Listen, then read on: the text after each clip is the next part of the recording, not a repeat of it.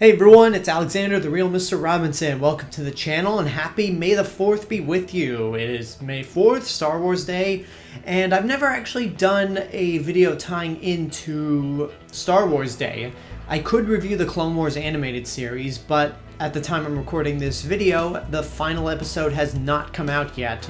So I'll do like I did with the Marvel Cinematic Universe and rank all my favorite Star Wars movies. Again, this is going to be my least favorite to my absolute favorite. There might be some no duh scenarios in this video, but this is totally my own opinion, so let's just hop right into it.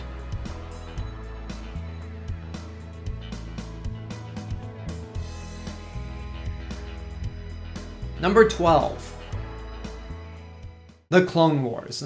Now let me say this right now. Everything that I'm about to say does not apply to the show.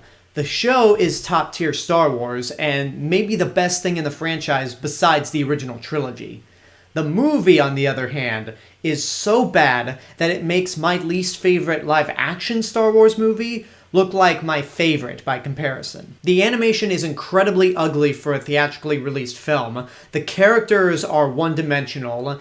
Anakin and Ahsoka's partnership in this movie plays out more like they're a married couple rather than master and apprentice. And on top of all that, there are so many action scenes in this movie that go on for far too long that it just gets boring after a while. It's just so nonstop that it's exhausting. And the plot is just so dumb. It's a mix of complicated yet simple, but you just can't understand it or care to follow it at all. And then the character of Zero the Hutt is such an offensive stereotype that suddenly Jar Jar Binks and Watto in The Phantom Menace don't look that bad by comparison. Again, everything that I'm saying right now applies to the movie, because the show is a completely different story, but the movie is undeniably the worst Star Wars film ever released in theaters. Number 11. The Rise of Skywalker. Time has not been kind to this movie at all. The more I've sat on this movie, the more I've just grown to dislike it, to the point where it really is my least favorite Star Wars movie. I am one of the sequel trilogy defenders. I like the first two installments a lot. And this movie had the potential to wrap up the trilogy on a nice note, but instead, it's almost like Disney had the steering wheel and just suddenly jerked it to the left and fell in a ditch, because this movie not only retcons a lot that The Last Jedi set up, but it even retcons J.J. Abrams' own movie, The Force Awakens. Kylo Ren said that he never lied to Rey about her parents. In The Last Jedi, he said that they sold her for drinking money, and this movie, they said they sold her to protect her from Palpatine. The Reylo kiss is completely inorganic. There was no romantic chemistry between these two characters whatsoever. Rey telling Leia that she needs to earn Luke's lightsaber when in The Force Awakens the saber called to her. Luke knowing that Rey was a Palpatine from the beginning, even though in The Last Jedi he asks her who she is and where she came from. There are so many things in this movie that just outright contradict what the first two established. And then also the movie moves so quickly that you really can't get into it. Finn is just reduced to somebody who is constantly chasing after Rey and yelling her name out loud. Rey being a Palpatine completely devalues her character and takes away the most interesting thing about her, was that she wasn't connected to any other lineage. She was her own character and set out to make her own legend. The movie overall just feels incredibly soulless, and I've tried giving this movie a shot with every time I've watched it. The first time I saw it at the press screening, I said it was good, but at the same time, I didn't feel like I was completely honest with myself. The second time I saw it, it just got even worse, and I didn't even make it through a full third watching. When Kylo Ren reveals to Rey that she is Palpatine's granddaughter, that's the equivalent of Jonathan Kent being sucked up by the tornado in Man of Steel. Every time that scene happens, I instantly tune out and just can't watch anymore. So I've tried to give this a shot, and it could have been a great ending to a pretty fun trilogy, but this movie just really shit the bed. Number 10. Attack of the Clones. I used to think Attack of the Clones was worse than The Rise of Skywalker, but At the very least, Attack of the Clones felt like a natural continuation to The Phantom Menace. As bad as the story is in this movie, and as boring as this movie can be, at least there is some consistency between it and the last movie. And this movie actually has some more memorable moments to it, like the asteroid field chase through Geonosis with the awesome sound effect of the sonic mine. Being able to see Yoda wield a lightsaber for the first time is goofy, but at least it's an iconic scene that a lot of Star Wars fans wondered if they were ever going to get. John Williams' score in this movie is a lot better than The Rise of Skywalker. There are some funny scenes in this movie, like the scene in Coruscant with the death stick dealer. You don't want to sell your death sticks. I don't want to sell your death sticks. You want to go home and rethink your life. I want to go home and rethink my life. That's legitimately funny and well done. But again, the story is just dull. The romance between Anakin and Padme is cringeworthy. It's cringeworthy on the level of Twilight and 50 Shades of Grey. And a lot of the acting from most of the cast is pretty terrible. It's undeniably the worst of the prequel films. But because this movie is a little more consistent in the overall story than The Rise of Skywalker, that's why I like it more. Number 9. The Phantom Menace. Having rewatched this movie in prep for The Rise of Skywalker, it really is not as bad as people make it out to be. It's got a lot of terrible moments, sure, like the idea that the Force is now a scientific thing with the midi-chlorians, Jake Lloyd's acting, the character of Jar Jar Binks, some of the really poor CGI. There is a lot to criticize with this movie, and I'm not going to defend it by any means. But that being said, there are so many great moments in this movie as well. Like the pod racing scene, at least for the first 2 laps. A lot of the action's pretty good. John Williams' score is iconic, and Duel of the Fates is one of the greatest pieces of Star Wars music ever written. And even though I think the lightsaber duel with Darth Maul is too over choreographed and you don't get the impression that these characters are trying to attack each other, it's still an impressive lightsaber duel nonetheless, probably the best one in the prequel trilogy. And there's a lot of great design work with the droids, the planets, some of the character designs. There was clearly a lot of work put into this movie. It just didn't come out very good. It's more of a mixed bag than anything, and since it's the very first Star Wars movie I ever saw in the theaters, that's an experience that I'll never forget. So maybe nostalgia plays a factor in why I don't think this is outright terrible, but still, I can understand why someone would say this is an awful movie. Number 8. Solo. This movie has no reason to exist, and I don't think anyone was clamoring for a Han Solo movie, because we already saw enough Han Solo with the original trilogy and The Force Awakens. But there's actually a lot that I do like about this movie. I like the first half where it feels like it's its own thing. We get to see Han's life on Corellia, we get to see his time with the Empire, and the train heist is actually really inventive for a Star Wars movie. Alden Ehrenreich is pretty good as Han Solo, and Donald Glover is awesome as a young Lando Calrissian. But where the movie loses me is when it becomes a massive checklist of things that are required for Han Solo. We need to see how he does the Kessel Run in 12 parsecs. We need to see how he ends up getting the Falcon. We need to see how he is introduced to Lando, how he got his blaster, how he met Chewbacca, how his name came around, which, ugh, I hate that moment so much. So it really is a mixed bag. It's got a lot of fun moments to it, but it's everything I don't like in terms of a prequel. The reason this is much higher on the list than The Rise of Skywalker is because this movie is kind of inconsequential when you think about it. It's a spin-off movie, so it's not connected to a bigger story the way The Rise of Skywalker is. And at the very least, Solo does have some originality going into it, at least for the first half, and for that I can give it some points. Number 7.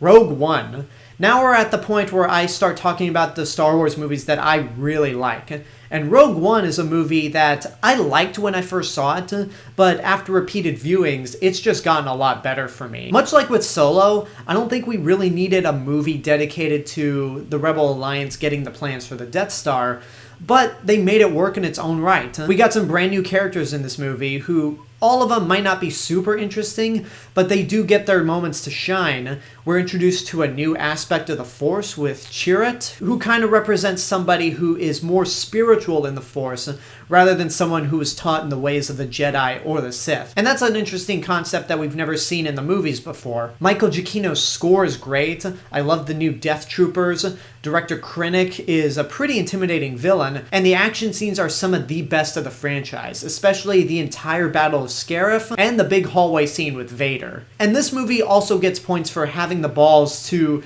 kill off all of its main characters, which is actually a pretty bold move, and I respect everyone for making that decision. It's pretty great, but it's not my favorite Disney-era Star Wars. Number 6. Revenge of the Sith. I'll often debate on which movie I like over the other, this or Rogue One. Tomorrow, my opinion could definitely change, but right now, I think Revenge of the Sith is a better movie than Rogue One. Maybe it has to do with the fact that the Siege of Mandalore arc in the Clone Wars has made me appreciate this movie a lot more, but this is undeniably the best film in the prequel trilogy. It feels like classic Star Wars. A lot of the acting is so much better this time around. John Williams' score is once again iconic. How this movie didn't get nominated for an Oscar for its score? Hell, how did the entire prequel trilogy go without getting Oscar nominations for the music is beyond me. But the score, and especially Battle of the Heroes, is beautiful, it's somber, it's epic. It is top tier Star Wars, and I love how when Order 66 is declared, it's like a light switch going off, where it becomes a completely different movie in terms of its tone, and it just becomes fantastic. There's a lot that's wrong about this movie too, like the dialogue. The romance scenes with Anakin and Padme are still kind of bad. The big scene where Darth Vader goes, "No!" is a terrible way to end the scene where we first see Anakin in the Vader suit. But still, this movie has a lot going for it. And the one thing that this movie and Rogue One have in common is that they are great segues into A New Hope. Number 5. The Force Awakens. The Phantom Menace will always have a special place in my heart for being the first Star Wars movie I saw in the theaters, but The Force Awakens was my favorite theater experience when seeing a Star Wars movie for the first time. Does it borrow many plot elements from A New Hope? Yes, it does, but I think it's a great introduction to the sequel trilogy. A shame it couldn't end properly, but with this first movie, it is just pure Star Wars. It's fun, it's energetic. I really like all these characters, Rey, Finn, Poe. I really like that this movie chooses to focus on the new characters rather than glorifying the old ones.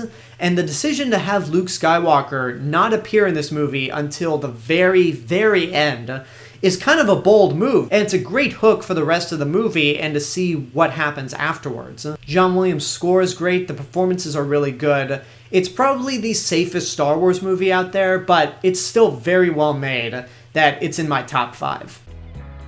Number 4. The Last Jedi. At this point, if you come into the comments section telling me how I'm wrong about this decision, or how you're in shock that I could put The Last Jedi in the top 5 of Star Wars movies, then you're wasting your time, because I've already made it clear that this is my favorite of the sequel trilogy, and it's one of my favorite movies of the last decade. What makes The Last Jedi great for me is its level of unpredictability. I watched this movie not knowing what was going to happen next. It does borrow some elements from The Empire Strikes Back, but only a select few elements. The story itself is completely different. Luke being an old hermit living in Ahch-To, just waiting for death because he failed his family and his nephew, makes the character very human, and it makes his decisions at the end of the movie that more impactful since he turns a leaf and realizes that he can learn from his failures. I also love the arcs that we get with the other characters. Rey trying to find her place in the galaxy and then accepting the fact that she is from nowhere, at least until the next movie. Finn wanting to run away from the Resistance and just leave the war behind, only to suddenly turn around and not only fight against the First Order, but also put his life on the line to make sure that they lose. Poe Dameron being incredibly reckless as a leader, and then has to learn that every decision can't be solved by blowing something up in an X-Wing. Kylo Ren killing off Snoke only for him to become Supreme Leader, and realizing that this guy cannot be turned, again, until the next movie, is very well done. And despite everything that The Rise of Skywalker eventually retcons, I still think this movie is fantastic. There are some problems, and mainly for me, the humor doesn't work as well as it does in The Force Awakens, or most other Star Wars movies. But that's about it for me. Rian Johnson really did deliver a level of freshness that we haven't seen in the Star Wars series in a while. He makes it the best looking Star Wars film. Again, the level of unpredictability with this movie definitely helps with making this movie feel like a fresh experience. And for that, I think it is the best in the sequel trilogy. Number 3. Return of the Jedi. Obviously, the original trilogy was going to make up the 3 best Star Wars movies, and saying that Return of the Jedi is my least favorite of the original trilogy doesn't really mean a whole lot, because the action is still great. The score by John Williams is again iconic. The big sequence on the Death Star 2 between Luke, Palpatine, and Darth Vader is one of the best moments in the entire saga, and seeing Darth Vader redeem himself and kill Palpatine is very rewarding. And I don't even mind the Ewoks. They're cute, they have their funny moments here and there.